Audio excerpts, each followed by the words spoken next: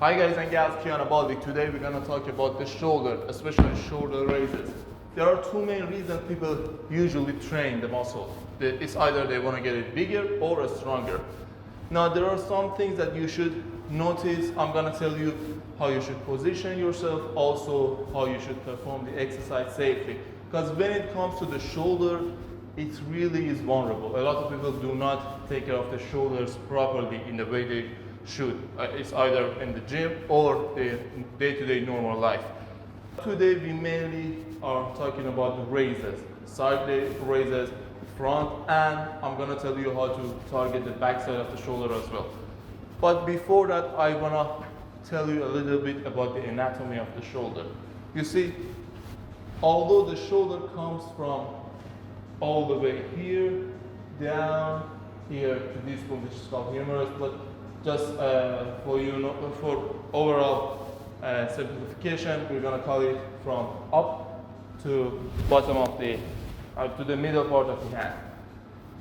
When you do the raises, of course, you're going to target the shoulder, but you've got to understand this. You cannot just target the shoulder. It doesn't matter. I mean, it's not even about the shoulder. Whichever exercise you're going to perform, you cannot totally isolate the muscle.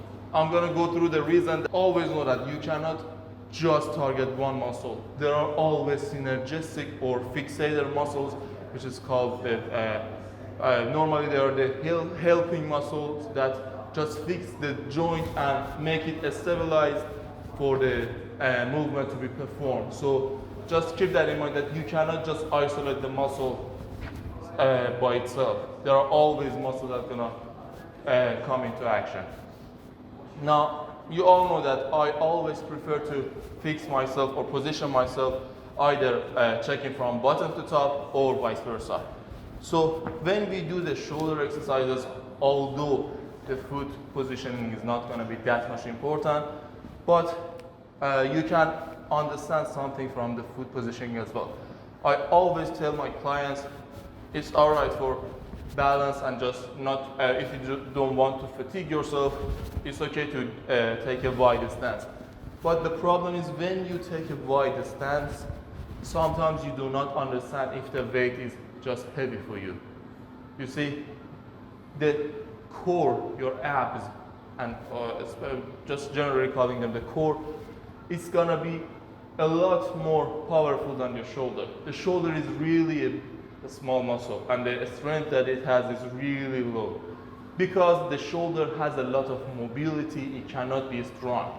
You see, the shoulder is called a ball and socket joint, which means that this point, which is called the humerus, comes all the way to the glenohumeral joint, which is on top of that, on the side of the scapula, and it holds it. And because it's just as the name suggests, a ball and socket, it can have a wide range of motion. It's not like the knee or the elbow just moving in one direction. It doesn't matter how you just internally or externally rotate your arm.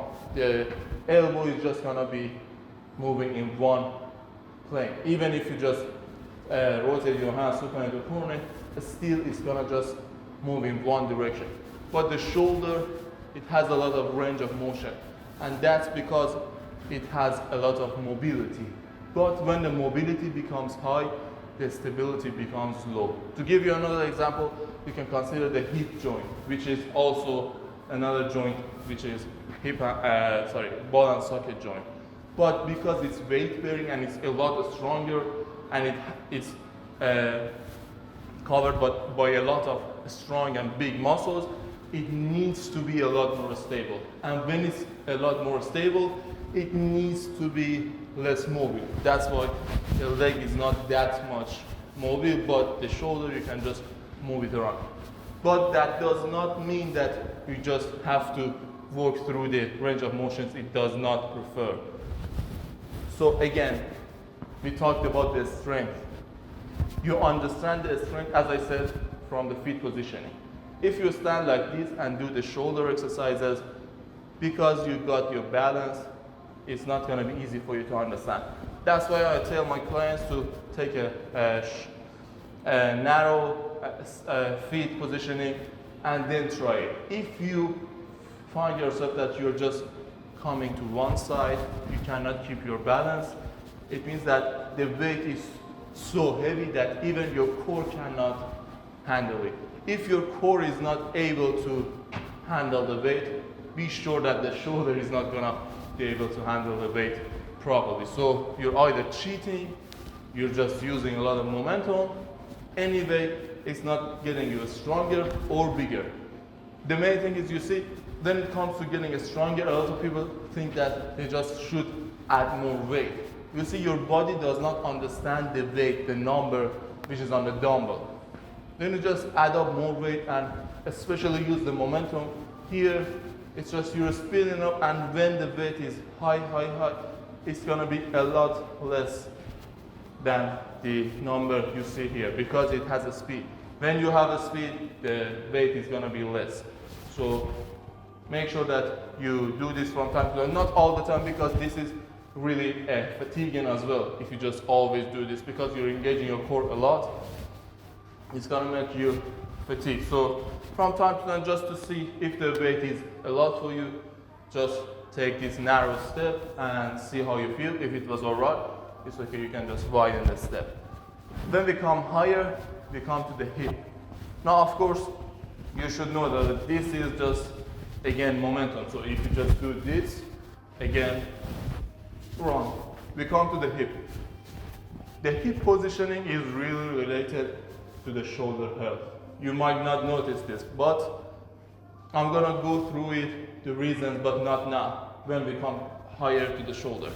But it's better to have a hinge or just bend the hip a little bit back and do this exercise rather than just all fixated here. You can do this in this position as well, but there are some things that you should implement to make it safe for your shoulder. When we come a little bit higher, it comes to the degree of your body. You see, when we are in this position straight, this position from here to here, the resistance is going to be really low because the weight is vertical to the ground and gravity. So because of that, it's just the forearm, the fingers, which need to be holding the weight. The shoulder is not doing anything special. From here to here, it's going to be weak. And the more you just bring it higher and you make it parallel to the ground, because the gravity is pulling the weight down and you're just holding it like this, it's like a 90 degree. That's the the hardest part of the exercise, when you're like 90 degree. So of course, if you want to target the shoulder from different challenge, no, I'm not saying different fiber types or different parts of the shoulder, because as you know, the muscles work in the fibers are coming from the insertion and the attachment. So they come all the way from the place it's originated to here. So it doesn't matter if you just change the angle. It's not gonna work on higher, lower, or the middle part. It's gonna work all the way. But because it's a little bit challenging, it's something new to you, you might be using other fibers in different areas, not higher or lower, but left or right for different fibers, because it's challenging to you. Anyway, for doing that, you can come on a bench or do a cable, which is gonna make it harder all through. But anyway, you should just know that the weight, if you are using the dumbbell and the weight is vertical to the ground, it's gonna be the easiest part. And when it's 90 degrees, it's gonna be the hardest part. Now that was the angle from the torso. Now we're gonna talk about the shoulder itself, the shoulder girdle, this area in this part. There are three main risks when it comes to shoulder training or the shoulder health in general: bursitis, tendonitis, and shoulder impingement. There are other risk factors as well, but the main things are gonna be this. I'm gonna go through them. You might heard the expressions a lot, but they are close to each other, but they are not the same thing. The bursitis is normally the injury that comes to the bursa.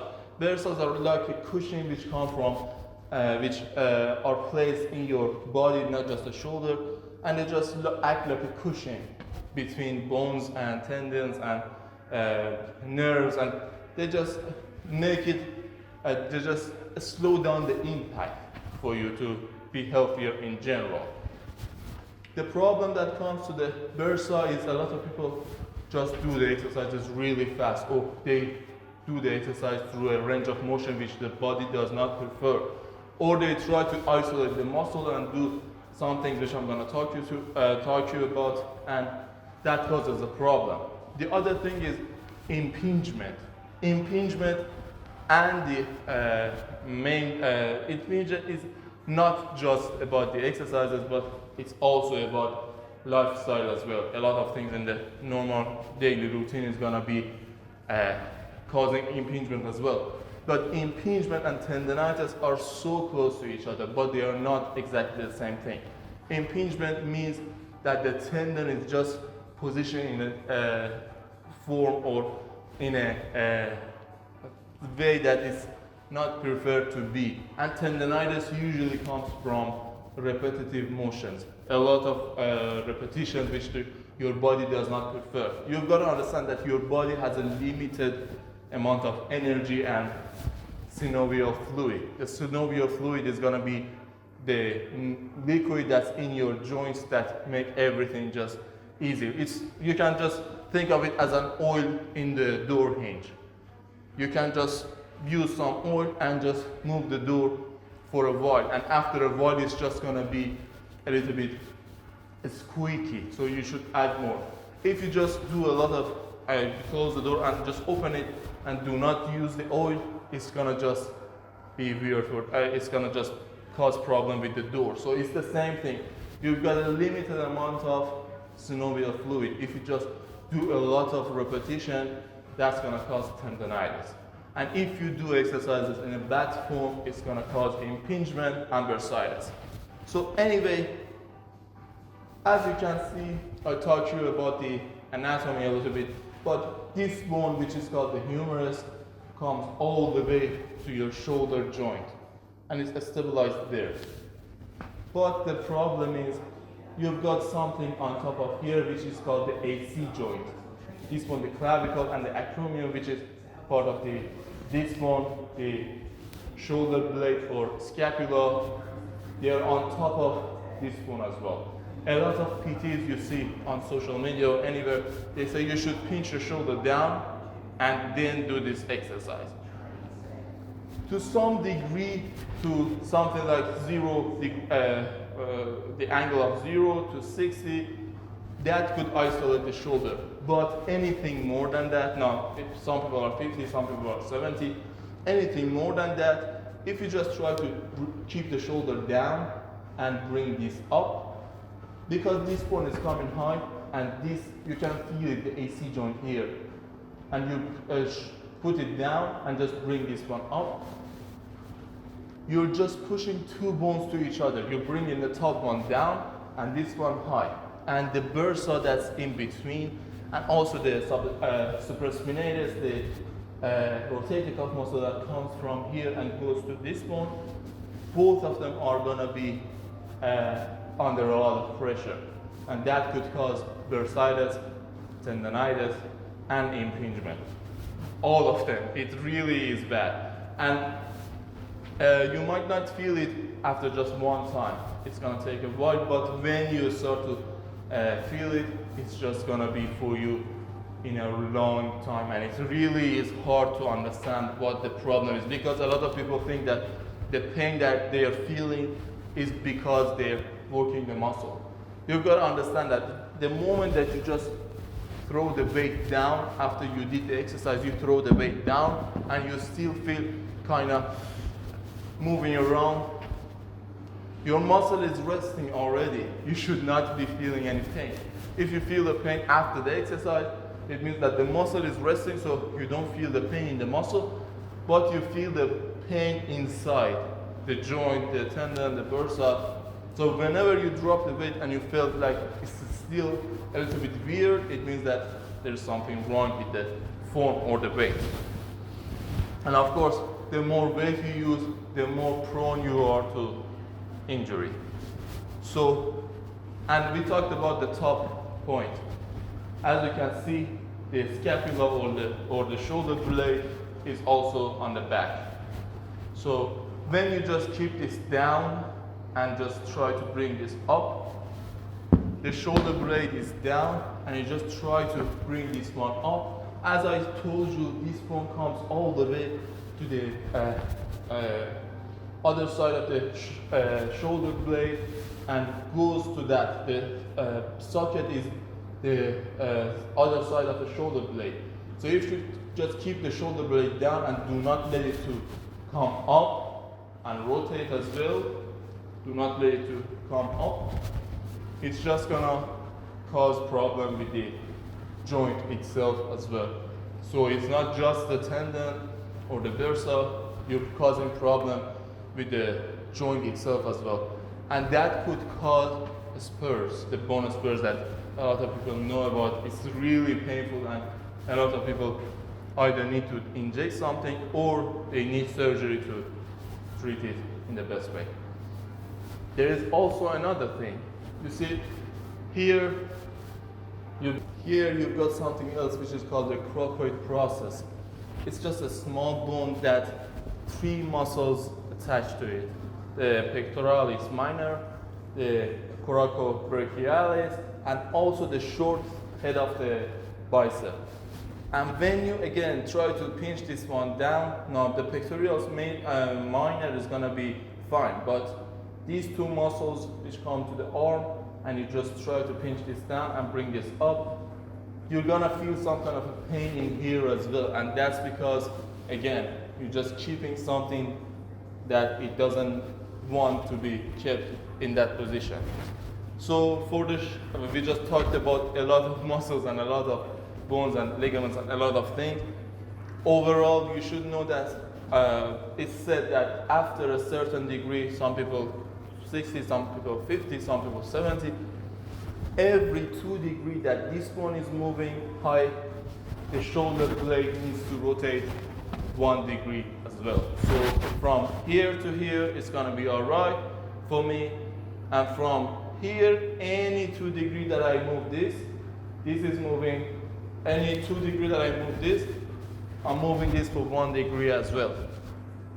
Of course, I'm using the traps as well. But as I said, you cannot just isolate one muscle by itself. You always need to use other muscles surrounding that muscle as well. It's just not possible to just use one muscle. So because of that, and also one of the main things that gets you stronger is using multiple muscles. So, and also it's not really bad for hypertrophy or just making the muscle bigger. You're just using other muscles to help you out as well, so don't worry. But the thing is, you should again realize that you've got a range of motion. The more higher you go, of course, anything higher than this, the impact is gonna be less, but still you do not need to be going all the way up. You do not need to do that. Your shoulder is just through all the range of motion by itself to some district 90 degree or a little bit higher already. So you do not need to just push it through all the range of motion you possibly can. So we talked about the shoulder as well. There is another thing that I need to talk about. There is also another rotator cuff muscle. By the way, the rotator cuff muscles are 4 main muscles that help your shoulder or your humerus be positioned in this. It just helps them to be stabilized. So the stability of the shoulder is based on these 4 main muscles. One of them which comes below the scapula and goes all the way to here gets a lot of impingement. And the reason is a lot of people when they want to do the shoulder or the back, they come here and they just I'm not gonna show it fully because it really is risky, but a lot of people do it every single day. They come from here, they bring the dumbbell all the way and they just force it back. Again, you've got the shoulder blade. Underneath the shoulder blade is a muscle, the subscapularis. You can search it on Google. It comes to this point. When you just try to bring it all the way back, you're just stretching the muscle a lot. So That's not helpful. also, when it comes to shoulder, we've got to consider something else as well. You see, it is called internal and external rotation. Even when you go to the doctor, the test that the doctor gives you to see if you've got any impingement in the shoulder is internal rotation of the shoulder. It's called emptying a can. The doctor tells you to bring your hands like this, neutral, and then return it all the way back. If you feel any pain, you've got some kind of impingement. If not, the doctor might tell you either bring it up, or the doctor might push the hand here and tell you to bring it up. Sometimes the doctor is gonna tell you to keep it here, sometimes with a degree, to see if you've got any kind of impingement in your shoulder, especially the supraspinatus, which comes from here. So if it's a test for the doctor to see if you've got any impingement, you should not do this test every single day. So you should know about that. This is just causing the impingement.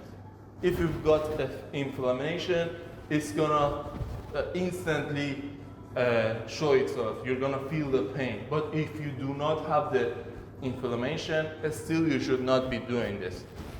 When you do shoulder exercises, I see people when they want to target the rear delts, they come like this, thumbs down. When they want to target the front, they come with the thumbs up. They want to target the side, they do this.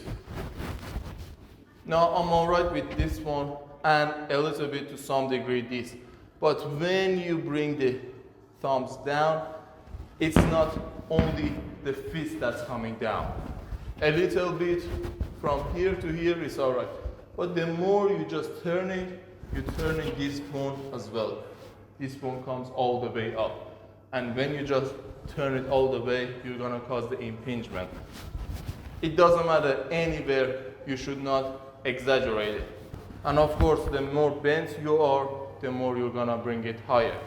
But still do not bend yourself too much because, again, you should consider the scapula as well. So when you come all the way, it's just gonna limit the range of motion for you as well.